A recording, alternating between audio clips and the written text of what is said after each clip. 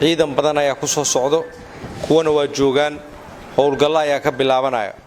waxa loo yimidna waxa waaye howlgalladan in magaaladan aysan saan ku sii jiri karin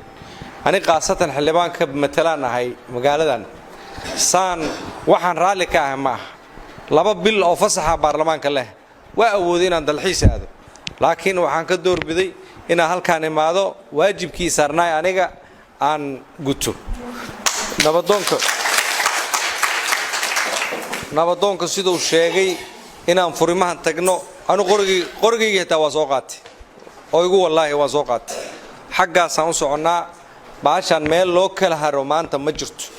waxa waa jiritaankii ummadda Soomaaliyeed ayaa calaamad su'aal saaran yahay jiritaankii ummadda Soomaaliyeed waxaanu qabiil ma aha dalkeenii iyo calankeenii ayaa calaamad su'aal la geliyay marka walaalayaalow waxaan u imaanay inaan idin garab istaagno waxaan u imaanay inaan waajibaadkeenii gudano uma imaanin arrimo siyaasade iyo igu sawir iyo huuha uma imaanin